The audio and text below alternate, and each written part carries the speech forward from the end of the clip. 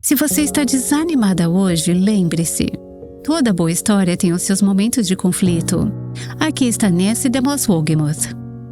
Deus está escrevendo uma história que você não pode ver. Ele nem sempre faz o que você acha que ele deveria fazer ou gostaria que ele fizesse, mas tenha certeza disto. Ele é sábio e bom. Vamos descobrir maneiras como pais e mães podem lidar com a dor.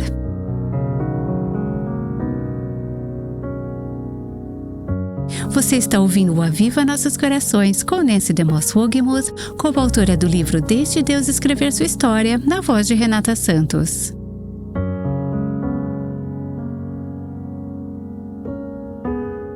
Tenho alguns amigos queridos com filhos já adultos que enfrentaram muitos problemas ao longo de muitos anos. Problemas que mantiveram esses pais de joelhos em oração. Alguns desses problemas são de saúde, outros relacionados a namoro, casamento, questões morais ou trabalho. Os desafios são muitos. Eu tenho acompanhado um casal que ama profundamente os seus filhos passar por uma fase que não está sendo curta e que ainda não chegou ao fim. Vi como eles entregaram os seus filhos ao Senhor, oraram por eles e continuam orando incansavelmente. Também vi Deus realizar uma obra de graça incrível na vida desses pais. Embora já tenhamos visto algumas respostas de oração, muitas orações continuam esperando uma resposta. Não é um processo rápido, nem fácil ou agradável. Qualquer um que tenha filhos sabe do que eu estou falando. Não existe um manual que lide com todas as situações da relação dos seus filhos com Deus e tudo o que isso envolve. Enquanto eu meditava em Jó, capítulo 1, pensei nesse casal e em outras famílias que eu conheço e amo.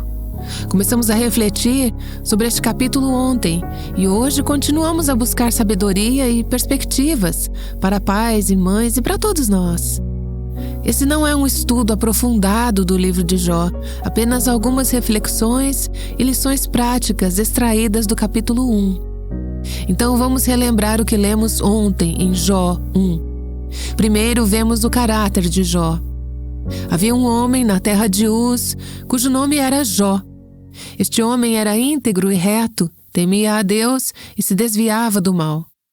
É importante lembrar disso quando vemos o que acontece com Jó mais adiante. Essa declaração inicial, a declaração fundamental, deixa claro que Jó era um homem que conhecia, amava, temia e andava com Deus. Jó tinha um caráter exemplar. Depois vemos a sua riqueza nos versículos 2 e 3. Nasceram-lhe 7 filhos e 3 filhas. Existe riqueza maior do que ser abençoado com filhos? Mas Jó também possuía riqueza material. Tinha 7.000 ovelhas, 3.000 camelos, 500 juntas de bois e 500 jumentas. Também tinha muitíssima gente a seu serviço, de maneira que este homem era o maior de todos os do Oriente. Jó era próspero, proeminente, bem-sucedido. Era um homem de Deus que possuía muitas riquezas. Nos versículos 4 e 5, vemos algo sobre a família de Jó e sobre o coração dele para com ela. Os filhos dele iam às casas uns dos outros e faziam banquetes, cada um por sua vez, e mandavam convidar as suas 3 irmãs a comerem e beberem com eles. Quando se encerrava um ciclo de banquetes, esses banquetes provavelmente marcavam aniversários ou feriados, e ao final de cada período de festa, Jó chamava os seus filhos e os santificava, os purificava. Levantava-se de madrugada e oferecia holocaustos, segundo o número de todos eles, pois Jó pensava assim: talvez os meus filhos tenham pecado e blasfemado contra Deus em seu coração. Ele não esperou que um pecado grande e horrível se infiltrasse na vida dos seus filhos. Ele disse: eu quero cuidar disso logo no começo. Eu não sei o que está acontecendo no coração deles, mas Deus sabe o que está acontecendo. Então, eu quero fazer tudo o que posso para ministrar a eles, interceder por eles, ser o advogado deles diante do trono de Deus. E assim o versículo 5 termina. Jó fazia isso Com que frequência? Continuamente, o tempo todo. Vamos continuar com esse trecho e quero que percebamos que o andar de Jó com Deus e o seu cuidado espiritual exemplar pelos filhos não tornaram nem ele nem seus filhos imunes a crises. O fato de Jó andar com Deus, de fazer tudo o que podia para cuidar dos seus filhos e das suas almas, não impediu que ele e os filhos passassem por momentos de crise. Na verdade, o andar de Jó com Deus e a sua preocupação com os filhos transformaram todos eles num alvo do inimigo de Deus, Satanás. O livro de Jó nos dá um vislumbre da guerra espiritual invisível que ocorre nos céus entre Deus e Satanás. Quando dizemos isso, não devemos imaginar que é uma batalha em que Deus e Satanás estão em pé de igualdade, porque não estão, de jeito nenhum. Satanás é uma criatura. Ele é um ser criado. Não é nem um pouquinho igual a Deus, embora sempre tenha desejado ser igual a Deus. Mas ele é uma criatura e sabemos que vencido cairá, como nos lembra Martinho Lutero. Porém, enquanto isso, ele exerce influência e Deus dá essa liberdade para ele. É um lembrete de que as coisas visíveis, os eventos e desafios que enfrentamos aqui na Terra estão conectados com o que está acontecendo no reino invisível. Jó não podia ouvir a conversa entre Deus e Satanás. Ele não podia ouvir o que estava acontecendo no âmbito celestial. E nós também não podemos. Sabemos muito pouco. As Escrituras revelam muito pouco sobre o que está acontecendo nesse campo de batalha celestial hoje. Mas sabemos que essa batalha é muito real e quando tentamos entender o que está acontecendo aqui, na realidade visível da Terra, precisamos ter isso em mente. Eu não vou ler todo o trecho, mas as Escrituras nos mostram como Satanás estava rodeando a terra e passeando por ela. Resumindo os próximos versículos de Jó 1, vemos que ele estava ativo, ele estava alerta. Ele sabia do andar de Jó com Deus. Deus menciona Jó, ele diz: "Você reparou no meu servo Jó? Não há ninguém como ele na terra. Ele é um homem íntegro e reto, e teme a Deus e se desvia do mal." Mas Satanás sabia sobre Jó. Satanás o conhecia.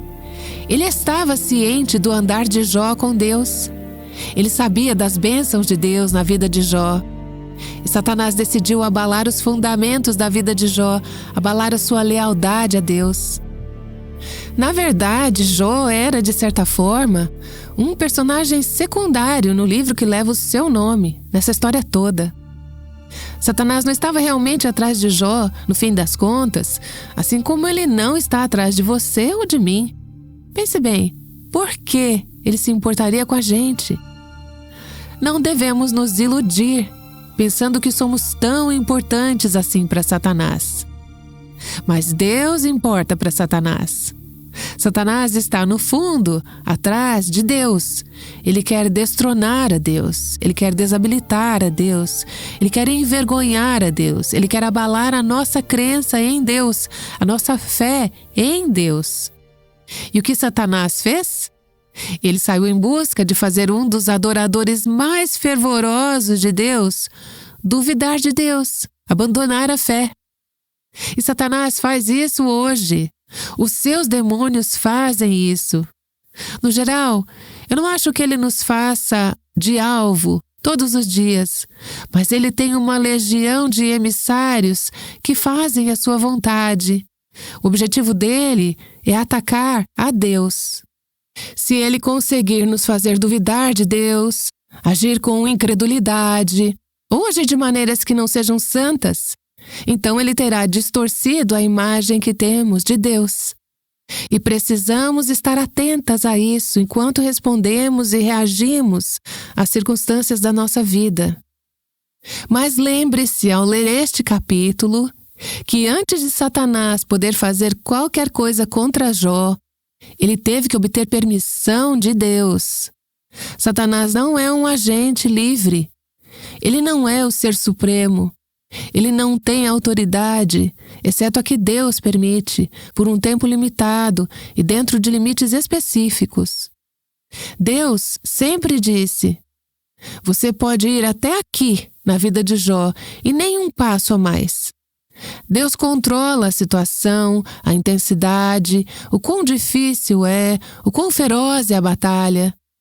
Deus coloca parâmetros ao redor de Satanás e Satanás não tem liberdade para ir além do que Deus permite. Jó e a sua família se tornaram alvo de Satanás, e com o conhecimento e a permissão de Deus. Poderíamos até dizer que foi Deus quem o incitou. Satanás atacou Jó e causou dor e perdas profundas. Vimos que Jó andava com Deus, que era um homem abençoado, mas também vimos que isso não o impediu de experimentar tristeza e dificuldades. Com o conhecimento de Deus, com a permissão de Deus, e Deus foi até quem trouxe o assunto à tona e deu permissão para que Satanás fosse até certo ponto e não mais longe do que isso, mas com o conhecimento e permissão de Deus, Satanás atacou Jó e causou uma perda e dor profundas. E lemos no capítulo 1 como a tragédia atingiu as posses de Jó primeiro e depois a sua família. E até onde Jó sabia, isso aconteceu do nada. Em outras palavras, não teve aviso prévio, nem preparação, nada do tipo. Eu li algo na Bíblia semana passada que me lembrou que é melhor eu me preparar para o sofrimento. Ele não teve nada disso.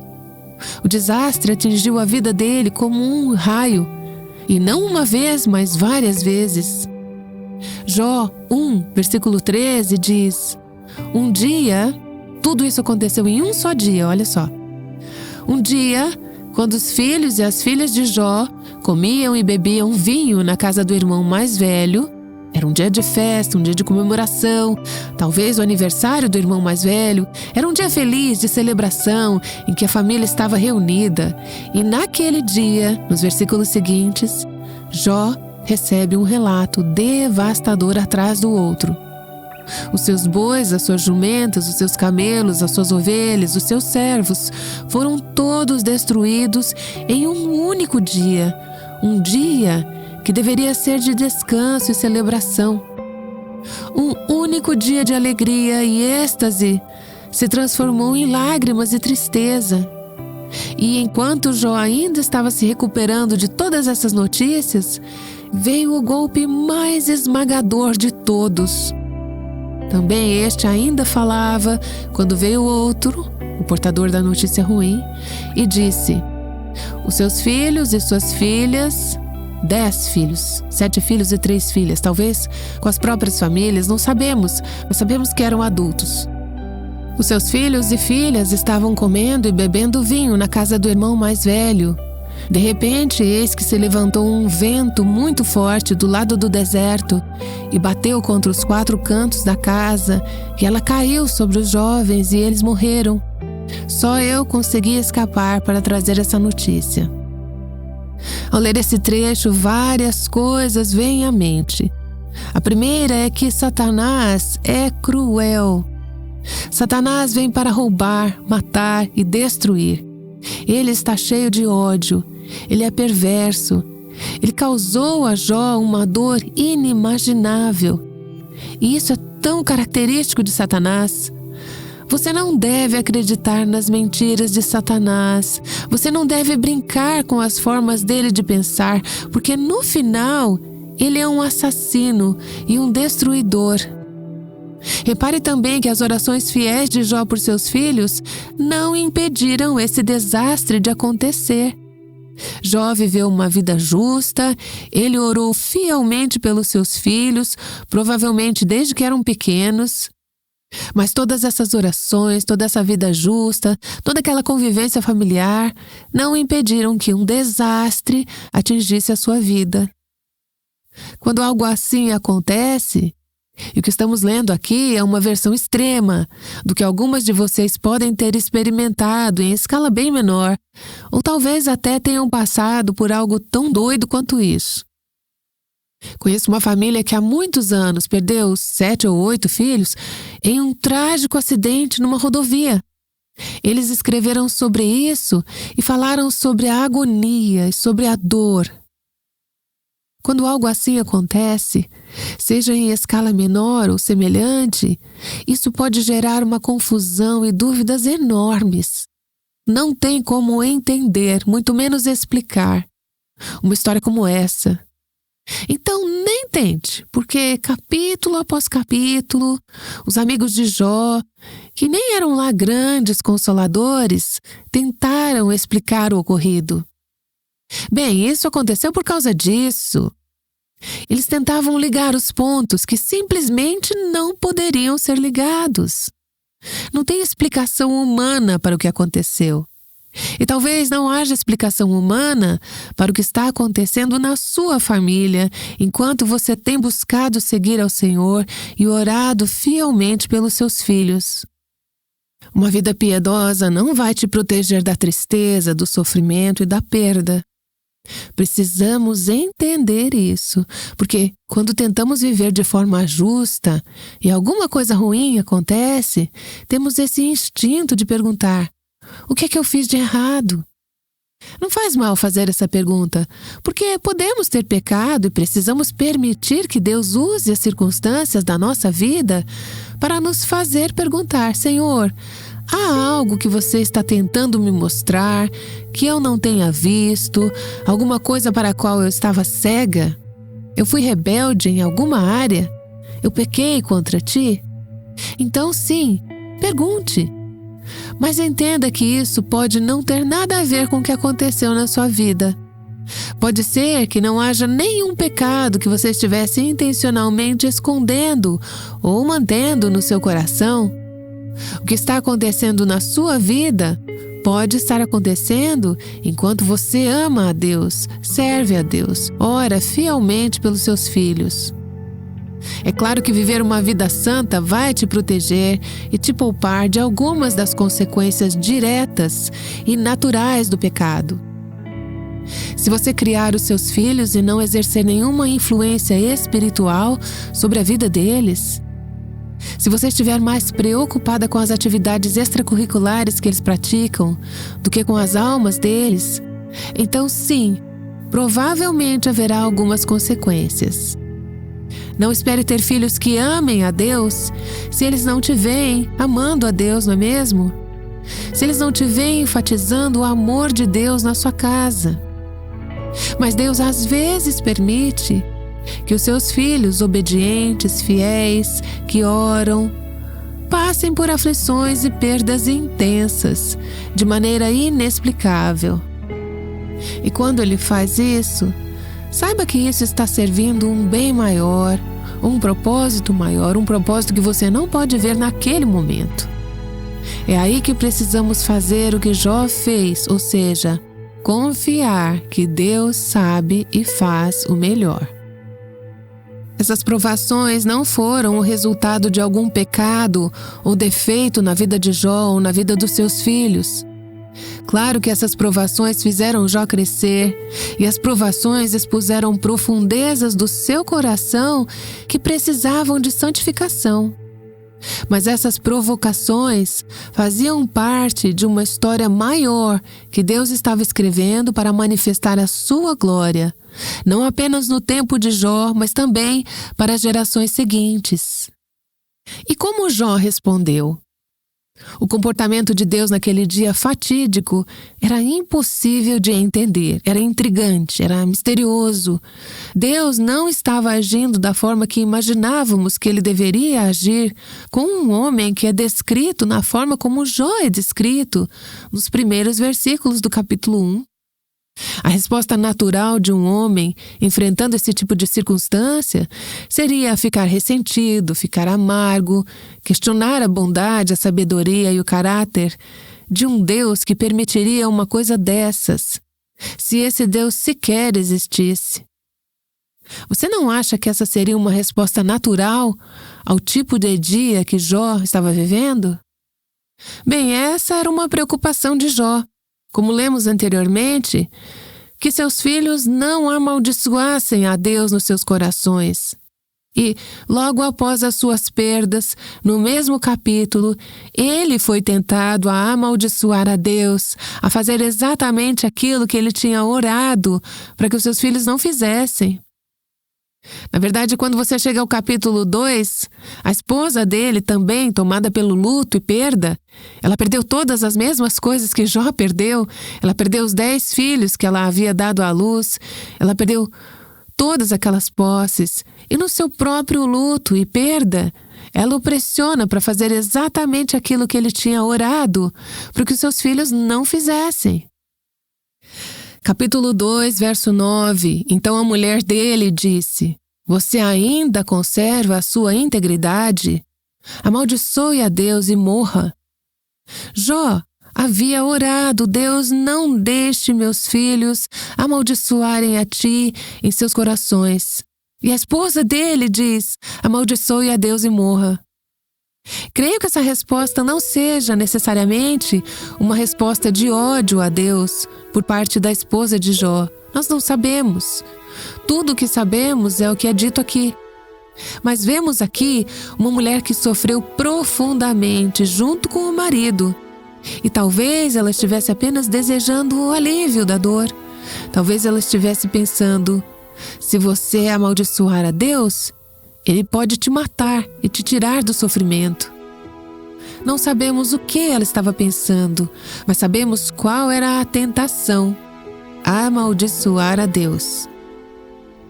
Mas Jó respondeu: você fala como uma doida. Temos recebido de Deus o bem. Por que não receberíamos também o mal? Em tudo isso, Jó não pecou com seus lábios. Veja, Satanás atacou os filhos de Jó para atingi-lo e, em última instância, para atingir a Deus. Ele queria que Jó amaldiçoasse a Deus. Mas Jó se agarrou em sua fé em Deus, mesmo diante de um sofrimento e de dor indescritíveis. Ele se recusou a amaldiçoar a Deus e, em vez disso, escolheu bendizer ao Senhor. Volte ao capítulo 1, versículos 20 a 22. Então Jó se levantou, rasgou seu manto, raspou a cabeça, prostrou-se em terra e adorou. E disse: nu saí do ventre de minha mãe, e nu voltarei. O Senhor deu, e o Senhor tomou. Bendito seja o nome do Senhor. Em tudo isso, Jó não pecou, nem atribuiu a Deus falta alguma. Veja, Jó entendeu que, no fim das contas, Deus estava por trás desses eventos, embora ele não conseguisse nem imaginar o que Deus estava fazendo. Ele não via uma luz no fim do túnel, desse túnel doloroso. Ainda assim, ele não jogaria fora a única coisa que tinha para se agarrar, que era o caráter e a bondade de Deus. Satanás queria que ele amaldiçoasse a Deus, mas Jó se recusou. Ele se agarrou à sua fé em Deus. Recentemente eu enviei uma mensagem para uma amiga que está lutando profundamente com vários problemas. E eu disse: isso é uma batalha espiritual. O inimigo quer tomar a sua mente e a sua alma. Mas Jesus diz, deixe-me criar um nome aqui: Ana, Satanás pediu para peneirar você como trigo, mas eu orei por você, para que a sua fé não desfaleça. Eu estou me unindo a Jesus em oração por você esta noite. É uma batalha espiritual. Deus estava escrevendo uma história que Jó não podia ver.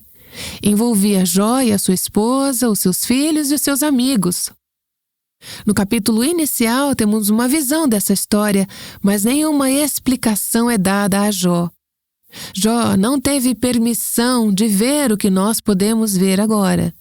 Tudo que ele podia ver era uma imensidão de angústia, confusão e questionamentos. Na verdade, pense nisso. Jó não ouviria uma única palavra diretamente de Deus até o capítulo 38. Quanto tempo durou isso? Eu não sei, mas Jó deve ter sentido que demorou muito tempo. E mesmo naquele tempo, quando Deus fala, Jó não recebe razões ou explicações. Mas o que ele recebe é uma visão de Deus, o Deus a quem ele se agarrou desde o início das suas provações. E naquele momento a sua fé é recompensada e fortalecida. Veja, Jó não era a peça central dessa história. A peça central era Deus, a sua glória, a sua história. O objetivo era abençoar e fortalecer a nossa fé milhares de anos mais tarde. Deus está escrevendo uma história que você não pode ver. Ele nem sempre faz o que você acha que ele deveria fazer ou gostaria que ele fizesse, mas tenha certeza disso. Ele é sábio e bom. Essa história envolve você, envolve pessoas que você ama e envolve outras pessoas que você nunca vai ver ou conhecer por nome. E é uma história que você nunca escreveria para si mesma. E falando sobre histórias, do jeito de Deus e no tempo de Deus, Ele mais do que restaurou o que Jó havia perdido. Se avançarmos até o capítulo 42 de Jó, leremos no versículo 12. O Senhor abençoou o último estado de Jó mais do que o primeiro. Ele veio a ter 14.000 ovelhas, 6.000 camelos, 1.000 juntas de boi e 1.000 jumentas. O dobro do que ele havia perdido, caso você tenha esquecido os números do capítulo 1. E Deus também deu filhos a ele. Alguns comentaristas acham que podem ter sido de um segundo casamento. Não sabemos, mas o versículo 13 diz: também teve outros 7 filhos e 3 filhas. A primeira filha deu o nome de Gemima, a segunda chamou de Késia, e a terceira, Queren-Hapuque. Em toda aquela terra não havia mulheres tão bonitas como as filhas de Jó, e seu pai lhes deu herança entre seus irmãos. Depois disto, Jó viveu mais 140 anos e viu os seus filhos e os filhos de seus filhos até a 4ª geração. E assim Jó morreu, após uma longa velhice. Sabemos que nada poderia substituir os filhos que Jó havia perdido em um único dia. E há muitas perguntas que esse trecho levanta, mas não vamos poder abordá-las aqui. Mas eu quero que você veja que Deus consolou Jó com bênçãos renovadas e multiplicadas no fim da sua vida. Não há promessa de que você vai receber de volta o que possa ter sido tirado de você nesta vida, seja saúde, posses ou até mesmo seus filhos. Mas saiba que, no final, você vai receber mais do que jamais poderia ter esperado. Você pode estar se perguntando: quando vai ser esse fim? Eu não sei, mas Deus sabe. E no final, você vai ter mais do que jamais poderia ter imaginado. No começo da história, Jó era um homem abençoado e temente a Deus. E, na providência de Deus, ele passou por provações e adversidades indescritíveis. Mas ele acabou essa jornada ainda mais abençoado e temente a Deus, com uma compreensão mais rica, profunda e doce de quem Deus era e com mais 10 filhos para criar nos caminhos de Deus. E, com certeza, ele deve ter sido muito grato por ter preparado seus 10 primeiros filhos para morrerem sem saber como a tragédia atingiria as vidas deles. Você pode estar passando por um período de grande confusão, dor ou perda. Talvez seja em relação aos seus filhos ou netos. Você se entregou a eles, assim como Jó fez. Você orou por eles e buscou ser um exemplo de piedade para eles. Mas a história não saiu como você esperava. Os seus filhos não estão caminhando com Deus. Eles rejeitaram o que você ensinou. Ou talvez estejam enfrentando problemas crônicos de saúde, ou quem sabe você tenha perdido um ou mais filhos de forma inesperada. Pode ser por circunstâncias além do seu controle ou do deles. Ou talvez seja o resultado de escolhas erradas que eles fizeram. Você está vivendo uma fase em que os seus olhos estão cheios de lágrimas. E você mal consegue respirar. Não consegue ver como qualquer bênção ou coisa boa poderia surgir disso tudo? Bem, deixe-me terminar esta série curtinha nos lembrando de um versículo do Novo Testamento. Tiago 5,11 diz assim: Eis que consideramos felizes os que foram perseverantes. Vocês ouviram a respeito da paciência de Jó e sabem como o Senhor fez com que tudo acabasse bem, porque o Senhor é cheio de misericórdia e compaixão. Qual é a lição disso tudo para nós? Persevere, assim como Jó fez diante das dificuldades. E com o tempo, você verá o propósito de Deus. Vai ter a certeza de que Ele tem um coração cheio de compaixão e misericórdia. E no final, você será abençoada, abençoada, abençoada. Não importa o que você esteja enfrentando neste momento, espero que essas palavras de Nancy DeMoss Wogemuth tenham trazido perspectiva e esperança para você hoje. Ela tem nos ensinado sobre o propósito de Deus para nós por meio das provações no livro de Jó. Ela volta já já para orar. Estamos no meio de uma série de 3 dias chamada Sabedoria para Pais e Mães em Jó 1. Se você perdeu o episódio de ontem, não deixe de conferi-lo no nosso site avivanossoscorações.com. Vimos na vida de Jó que andar com Deus não significa que você estará isenta de passar por provações. Mesmo assim, muitas vezes nos perguntamos por que precisamos experimentar o sofrimento. Amanhã vamos ouvir mulheres da nossa audiência que lutaram com o propósito de Deus nas suas circunstâncias difíceis. Agora fique com a Nancy, que está de volta para orar com a gente. Senhor, nos dê corações firmes para esperar em Ti, mesmo nas provações, na dor e na aflição. Corações que veem que Tu és um Deus compassivo, misericordioso e cheio de propósito, cujos planos um dia veremos e aplaudiremos com corações gratos e cheios de adoração. Enquanto isso, nos ajude a perseverar. Eu oro em nome de Jesus. Amém. O Aviva Nossos Corações é o ministério em língua portuguesa do Revive Our Hearts com Nancy DeMoss Wogemuth, sustentado por seus ouvintes e dedicado a chamar as mulheres à liberdade, plenitude e à abundância em Cristo.